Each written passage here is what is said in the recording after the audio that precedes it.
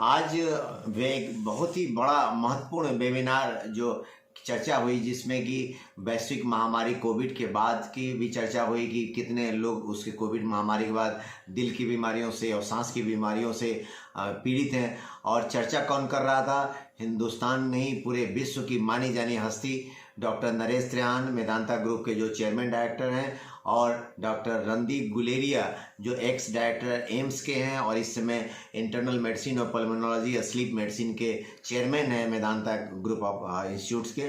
वो दोनों लोग चर्चा कर रहे थे और ये हमारे लिए बहुत सौभाग्य की बात थी। शारदा नयन हॉस्पिटल और सोसाइटी ऑफ इमरजेंसी मेडिसिन के ओर से इसको ऑर्गेनाइज किया गया था और हम लोग इसमें एक बहुत सौभाग्यशाली थे। उसमें करीब 587 डॉक्टरों ने पूरे हिंदुस्तान से पार्टिसिपेट किया। मुख्यतः उसमें बिहार और उत्तर प्रदेश से लेके दिल्ली और हरियाणा और भी स्टेट के डॉक्टर ने पार्टिसिपेट किया।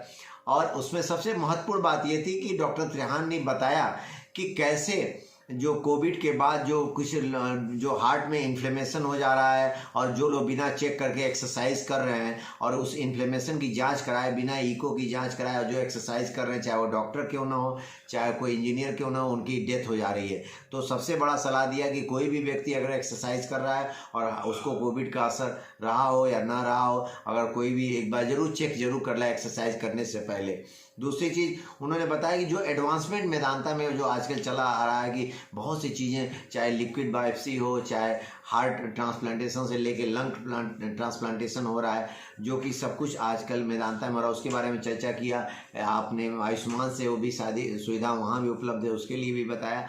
और दूसरे जो हमारे स्पीकर थे डॉक्टर रणदीप गुलेरिया साहब, उन्होंने बताया कि सबसे जो एक अच्छी बात बताई कि जो कोविड के आने के खतरे हमारे देश में कम है, क्योंकि हमारी इम्यूनिटी और हमारा जो वैक्सीनेशन प्रोग्राम जितना हम लोग ने अच्छे तरीके से किया है, वो उसके लिए हम लोग कोविड से प्रूफ है और आने वाले समय में भी इस महामारी के आने की संभावना कम है। ये बहुत बड़ी खुशखबरी की बात है जो सारे डॉक्टर्स को और लोगों को बताया। और दूसरी बात, उन्होंने सांस की COPD से लेके अस्थमा, ILD और लंग कैंसर तक सारी विषयों पर चर्चा किया। और उन्होंने बताया कि कैसे आजकल सांस के मरीजों को क्या क्या बीमारियां होती हैं, अस्थमा में कैसे इसको कंट्रोल, क्या गाइडलाइंस है, जो न्यूअर गाइडलाइंस है उसको कैसे उसको उससे अनुसार कंट्रोल किया जाए, और कैसे लंग कैंसर जैसे बीमारी का भी इलाज बहुत संभव है, आसान हो गया है। और लंग ट्रांसप्लांटेशन की भी सुविधा, 2-3 लंग ट्रांसप्लांटेशन मेदांता में हो चुके हैं और आगे भी उसके लिए वर्कशॉप करने के लिए भी वो तैयार हैं कि लोगों को ट्रेन